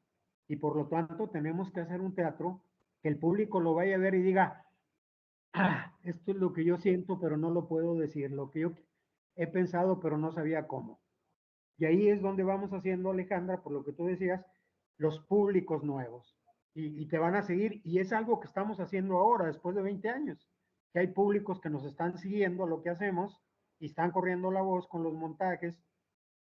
Yo te digo, de La loca del maniquí, que es un monólogo muy fuerte, ahí se habla de cosas fuertes, del aborto y del Maciel y de muchas cosas, pues tiene un público. 300 funciones para un teatro independiente no es cualquier cosa, ¿no? A puerta cerrada, Marcy Bakunin, una obra que vamos a poner, La Diva y el Gángster, y ya tenemos un público que por lo menos nos soporta para no tener las salas vacías, ¿no? Que es lo que a veces nos mueve a, ay, ¿cómo le vamos a hacer? Pero bueno, eso está pasando y es mi concepto del teatro independiente o del teatro de la autogestión, porque nos hemos autogestionado. No tenemos ningún patrocinio detrás, no tenemos ningún rico, ningún mecenas, nada. Tuvimos un lugar que nos lo cerramos por la pandemia, hicimos muchas cosas, pero la renta nos ahogó y bueno, pues no somos comerciantes, como tú decías, no le sabemos a muchas cosas, ¿no? Y bueno, ya voy a terminar, ¿no? Porque sí, mejor dialogamos. La libertad de expresión, los nuevos contenidos, arriesgar, no importa que no te monten en ningún lugar, que no te... Y otra cosa, ya lo mencionaba, en las crisis sociales, las crisis de fin de mundo, de un mundo que cambia, pues esperemos que no sea el fin del mundo total, ¿no? Que a los rusos no se les ocurra y a los chinos y a la OTAN jugar a las guerritas nucleares, porque entonces sí, ahí no va a haber salida. En las crisis del mundo es cuando el teatro florece. Esto está comprobado. En las grandes crisis, los grandes cambios sociales, el teatro es un arte que florece y ahí tenemos grandes ejemplos. Ahí tenemos al Teatro de Arte de Moscú, Stanislavski, cuando se estaba viniendo y anunciando la crisis en Rusia que termine la revolución, Meyerhold, Brecht con el nazismo y otras grandes aportaciones al teatro, el Living Teatro en los Estados Unidos, cuando está la guerra de Vietnam, está todo ese movimiento Luther King, el Galpón de Uruguay que tuvo que salir por el golpe militar, que aquí estuvo en México, por cierto. Un gran colectivo teatral, el cual yo aprendí, afortunadamente lo conocí. Grotowski que hizo su monasterio, ¿no? Porque yo no coincido con ese teatro, ¿no? Pero fue un riesgo el que asumió y hizo una gran aportación a un teatro, a un tipo de teatro con el cual yo no coincido y no haría un teatro así, pero no se duda que hizo una aportación al teatro mundial y a la teoría muy importante. Entonces, hay historias que hay que recuperar para lo que queremos hacer y lo que tendríamos que hacer de la mejor manera. Y la formación de nuevos públicos. Nosotros tenemos que formar a los públicos dialogando. Mire, un ejemplo, ya con esto termino. Cada función abrimos un diálogo con el público. Abrimos un diálogo y la gente interviene, participa, opina. Oye, la obra está muy buena, está muy fuerte. A ver, ¿cómo estuvo el actor? ¿Cómo le entraste al personaje? Pues está formando el público, ¿no?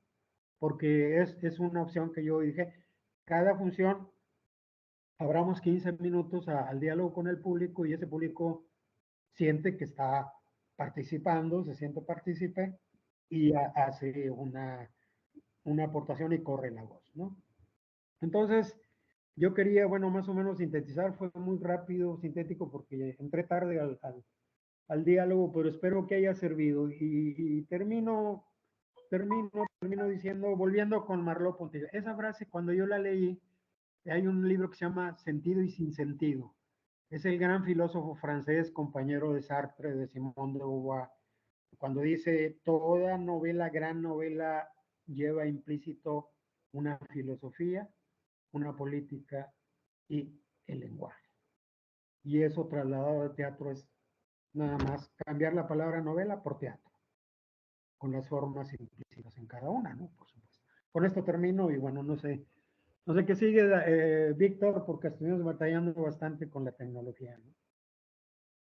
No, pues antes que nada agradecer tu participación, Javier, muchas gracias también a Jorge y muchas gracias Alejandra.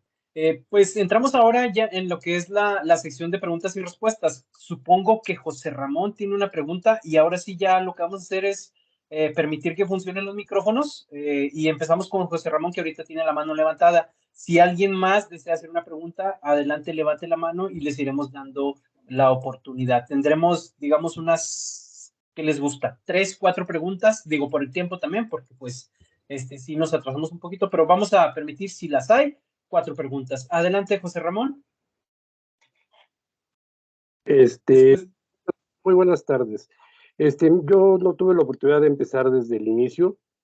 Yo soy un actor retirado por situaciones diversas, ¿no? Pero he seguido el teatro de toda mi vida. Estoy a punto de jubilarme y deseo reactivarlo nuevamente.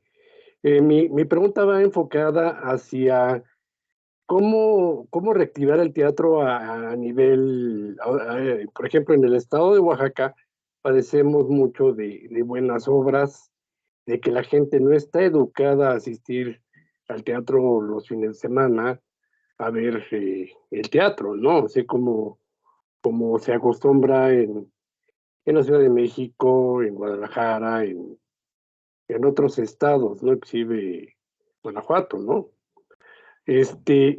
Y la verdad, pues, es triste. A mí me causa mucha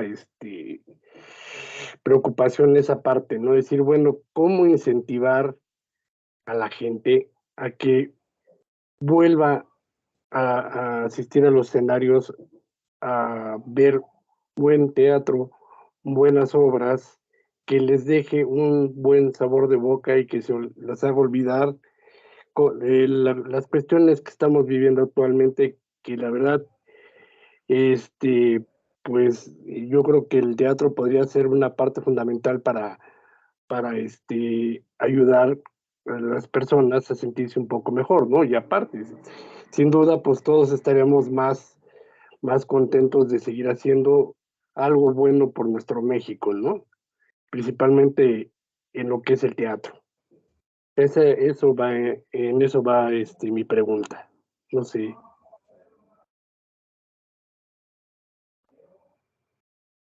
Gracias, perdón. Gracias, no, gracias. Veremos quién quiere ayudarnos a responder, Jorge, Javier. Me gustaría aportar a una respuesta que de cualquier forma creo que va a ser muy compleja, pero bueno, coincidiendo con Ramón y con mis compañeros ponentes de que estamos en un tiempo de crisis, pero coincidiendo también, y quiero citar a otro dramaturgo que también afirma, se trata de Heiner Müller, que él dice que el teatro es crisis y que solamente en crisis puede darse. Si es que ahorita estamos pasando por un periodo oscurantista, como podríamos ver revisando cualquier noticiero, que estamos al borde, como en la época medieval, de una especie de apocalipsis. En la época medieval era pues por guerras y por pestes, y en el siglo XXI es por guerras y por pestes.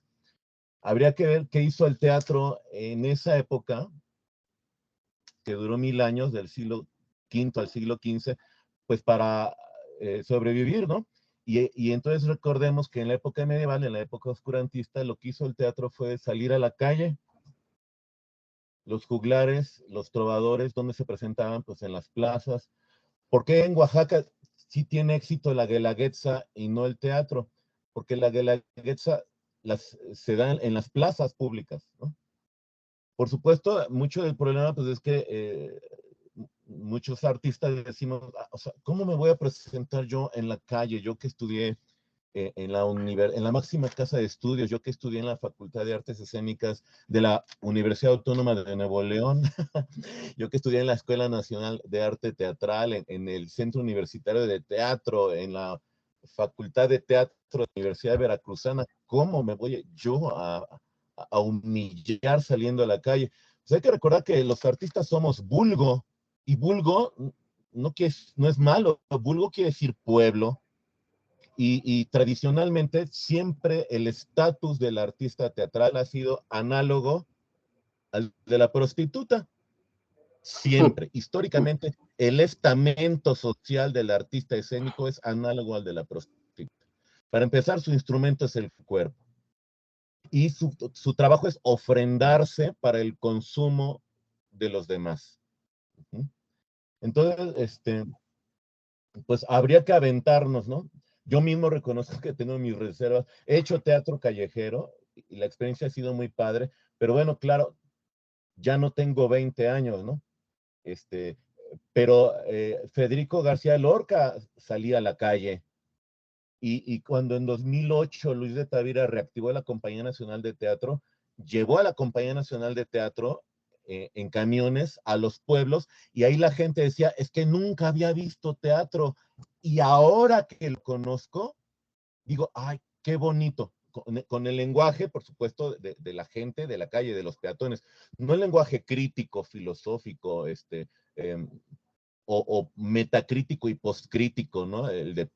Cuando dice Paul de Man, pues la teoría cada vez se parece menos a aquello de lo que habla, ¿no? La gente decía, qué bonito. Entonces, yo creo que habría que pensar y replantearnos, volver a esa práctica para rescatar un arte que en los teatros cerrados, pues actualmente se ve como elitista, se ve como algo lejano, como algo que no está a mi alcance. Por eso también me dio mucho gusto que se me invitara para hablar de la estrategia del Foro Offspring, que siendo un teatro independiente que no depende ni del Estado, ni de instituciones, ni de becas, ni de empresas privadas, dice, pues vamos a arriesgarnos a abrir la taquilla a la cooperación voluntaria consciente, y de poco a poquito ha sobrevivido y se ha mantenido pensando en generar públicos, en crear públicos que antes no veían teatro. Gracias por el espacio, muchas gracias. Yo quisiera... ¿Sí? Adelante, Sí. Javier, adelante. Sí. Ok. Un comentario no completado. El teatro para la calle es una forma y ha existido, como dice el compañero, pues siempre, desde siempre, las farsas atelanas, aquellas en Roma, satirizando, por cierto, a Jesús con una cabeza de burro, eran tremendas, ¿no? Ya luego se vino el cristianismo, ¿no? Y en la Edad Media, la comedia italiana del arte era teatro callejero, que iba de feria en feria, de ciudad en ciudad. Y así, los siglos han tenido su teatro de la calle. Bueno, la compañía que aparece en Hamlet, ¿no? Cuando Hamlet lo toma y le dice, ahora les da el formato para denunciar al tío, ¿no? Ese es un teatro y de acuerdo, ¿no? Es una forma de llegar al público que no va a las salas del teatro. Pero hay un teatro que no es para la calle. No cualquier teatro es para presentarlo en la calle. Y ahí la estrategia cambia, ¿no? ¿Cómo hacer para que el teatro, para que llegara al público y deje la televisión o deje la serie, le atraiga la obra que se está presentando y vaya a verla al teatro? Que ese es el fenómeno, por lo menos lo que nosotros estamos percibiendo ahora en los últimos años. Yo no creo, a lo mejor me equivoco, pero así lo entendí. El video o el streaming o todo esto que se popularizó durante la pandemia vaya a suplir al teatro en vivo. No. El teatro siempre será un arte en vivo. Y lo digo porque, como decía Jorge, adolescentes de secundario vinieron a ver el montaje del monólogo que les menciono. Y dijeron, nunca habíamos ido al teatro. Pero si esto es el teatro, me gustaría ver otras obras, ¿no? Es decir,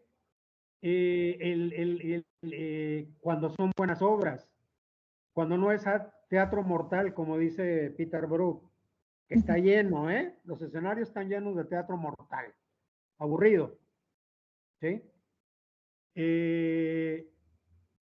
O de teatro, ¿cómo le dice Peter Brook? De teatro inmediatista, ¿no? ¿Sí? Por cierto, Peter Brook y yo estoy de acuerdo, el teatro se puede presentar en un bar. Ahorita yo estoy hablando desde un bar, aquí en este lugar presentamos obras de teatro. O puede presentarse en una bodega, o puede presentarse o en la calle si la obra, el formato se presta para la calle, pero no no todo el tipo, ¿no? No todo el tipo de teatro se presta. Y concluyo, aquí hay dos productores, directores de teatro que llenan sus salas de buen tamaño, ¿eh? Es decir, la gente va al teatro. Aquí la única crítica, ¿qué teatro están presentando? ¿Qué educación teatral tiene ese público? Yo no desdeño ni me pongo en una posición acá de elitista, no, es que es el teatro que han visto. Un teatro donde se hace mofa del gay, ¿no? En el siglo XXI, con la diversidad y con los grandes movimientos, hacer la mofa del gay como se hacía en los años 50 a mí me parece un retraso cultural enorme. Y tenemos que decirlo. Y esto no es ofender al público, no, por supuesto. Podemos hacer un teatro popular, un teatro de juego, una comedia, pero hay de comedias a comedias, ¿no? ¿Sí? Ustedes han leído el pequeño organón de teatro de Brecht, dice, lo popular, el teatro, el divertimento es importante en el teatro. Nada más que preguntémonos qué divertimento, qué teatro hacemos. ¿Sí? Y eso vale para la tragedia, para el drama, para cualquiera. Solo así, trabajamos así, podemos ir haciendo un público claro, con otros elementos que no voy a ampliarlos. Aquí tiene que ver con otras estrategias, pero bueno, ya sería muy largo hablar sobre eso, ¿no? El tiempo no daría, ¿no? Yo solamente quisiera así dejar asentado que insisto en que tenemos una responsabilidad. Ya no podemos estar haciendo teatro como lo hacíamos, como ya no se puede hacer política como se hacía. Eso ya se devaluó. Ya las mentiras que escuchamos en la televisión ¿cómo se dice? La manipulación, si no nos damos cuenta de eso y lo tratamos teatralmente, pues estamos perdidos, ¿no? Es un bombardeo cultural a los que hemos estado sometidos durante tanto tiempo, ¿sí? Que no solamente el teatro, la poesía, la novela, las artes plásticas. Es muy aburrido ir a una exposición de plástica donde todavía traen de moda el performance, ¿no? Y te ponen ahí y no sé qué, y esto es el arte, ¿no? No, ya, eso ya, el mito del artista porque se le ocurre hacer cualquier cosa. Para empezar, vamos a quitar de lado el mito del artista, ¿no? Porque en teatro todo el mundo se cree artista, ¿no? Y algunos se creen divos y divas. Me cae que sí, no, porque hay un egocentrismo y hay un narcisismo terrible en esta sociedad, ¿no? Y el teatro se presta para eso, porque cualquiera se puede subir a un escenario. Yo he visto muchachos que salen de la facultad que no saben ni hablar, que no saben actuar, estudiaron 6 años, 5 años, y malísimos, ¿eh? Pero nadie se los dice. Y ellos se creen grandes actores. Es decir, no se puede ser condescendiente. Ya la condescendencia o estar de acuerdo con todo es igual. Si todo es igual, si todo es igual, pues no hay diferencia, ¿no? Y a mí me parece muy aburrido, ¿no? Que todo sea, no decimos eso de un médico, cuando sabes que un médico es un charlatán, le dices, este es un charlatán. O un ingeniero que de pronto se apareció como ingeniero construyendo una barda y se le cayó a la que lo contrató. Es un charlatán, ¿no? Hay ingenieros que saben. Y en el arte tenemos que ser rigurosos en ese sentido, ¿no? Y más en el teatro independiente porque, aquí termino, con el pretexto de la independencia o la autogestión o el experimentalismo, se cuelan muchas cosas, igual se encuentran muchas cosas. Pero si al científico que experimenta le pedimos que conozca su área de la cual quiere experimentar, ¿por qué en el arte no nos exigimos eso? Imagínense un biólogo experimentando un biogenético, experimentando una vacuna, pues probable que haga un veneno, ¿no? Si no sabe de la genética y de la biología, ¿no? Un químico Es decir, el conocimiento hay que revalorarlo, el saber hay que revalorarlo. Y en el arte, que ha sido muy desdeñado el conocimiento, hay que revalorarlo, ¿no? Para, pues, para ir decantando lo que es un trabajo respetable, un trabajo, uno se da cuenta que hay un compromiso, hay un riesgo, y un trabajo excelente donde se acierta, donde hay algo que hace una aportación a la cultura y al arte y a los espectadores, ¿no? Creo que ahí está, y de ahí mi frase original de Merleau-Ponty, de que tenemos que explorar las ideas con las cuales trabajamos, ¿no? Y el mundo en el cual estamos viviendo. Aquí en Monterrey yo doy clase en una escuela de cine. Yo les digo a los muchachos, a ver, ¿quieren hacer lana? ¿O están obnubilados con Hollywood o qué? ¿O quieren ser artistas? Yo se los digo en la primera clase. ¿Quieren hacer pistoleros famosos o quieren hacer El Padrino? Ustedes elijan, ¿no? Ahí está el reto. Pistoleros famosos, pues ¿cuántos hay? Hay 200, ¿no? Porque a Mario Almada, los Almada no les interesaba ser artistas, ya Coppola sí, y a Marlon Brando sí. Por eso El Padrino es El Padrino. Entonces es algo que tenemos que plantear, que tiene que ver con los contenidos de que yo hablaba. Ya no quiero hablar, disculpen. Es que Muchísimas gracias. llegué tarde y entonces me estoy aprovechando. Sí, no, no, no. ¿Me das No. chance de contestar rápidamente, Víctor? Adelante, adelante. Sí, súper rápido. Nada más para José Ramón. Yo creo que como para complementar lo que han comentado el maestro Jorge y el maestro Javier, tiene que ver también con que cada batalla hecha en el teatro es una batalla ganada. O sea, ya, por automático. Cada batalla hecha en el teatro independiente mexicano es una batalla ganada. Entonces, la estrategia, pues sí, es muy compleja. Habría que ir, pararse allá y platicar con la gente y hacer teatro comunitario, por ejemplo. Yo me iría por esa línea, ¿no? De escuchar y ver, bueno, ¿por qué no van, no? Y preguntarles realmente. Y sobre eso hacer una estrategia.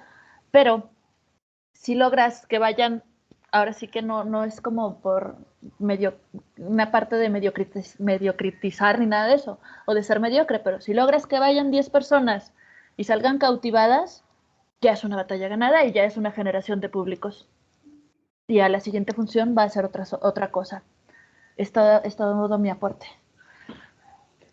Bueno, pues muchísimas gracias. Y nada más para anunciarle rapidito antes de cerrar y antes de despedirnos, precisamente en el Centro de Estudios Parlamentarios estamos trabajando para mover también las situaciones culturales y les presumo un poquito, precisamente estaremos trabajando para ver si en agosto, bueno, no más bien para en agosto, hacer una serie de presentación de obras de teatro independiente y ya será obviamente con apoyo de la Universidad Autónoma de Nuevo León. Veremos si nos permiten en las salas que tienen aquí abiertas, pero para que estén al pendiente ahí de la página del Centro de Estudios Parlamentarios y nos van a acompañar a esta semana de teatro independiente que vamos a compartir a través del Centro de Estudios Parlamentarios. Obviamente ya estaré platicando aquí con los presentes, con Alejandra Galaviz, con Jorge Prado y con Javier Araiza para ver cómo podemos colaborar en ese aspecto.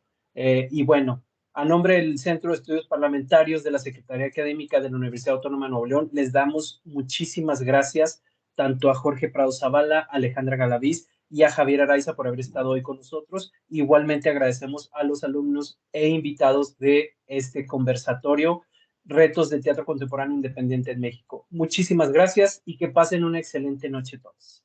Igual en la página del Centro de Estudios Parlamentarios estaremos compartiendo el video a través de YouTube de este conversatorio y ya se los compartiremos. Muchas gracias, que tengan muy buenas noches. Gracias, Javier. Gracias, Alejandra. Gracias, Jorge. Buenas noches. Yo luego entramos en comunicación, Alejandra y Jorge, ¿no? A través de ti, Víctor. Con gusto, sí, sí, sí. Y tú nos das los datos para comunicarnos, ¿no? ¿Verdad? Claro que sí. Gracias. Sí, ¿no? Gracias a todos. Que tengan una excelente noche. Nos vemos. Gracias, muchas gracias, por la invitación.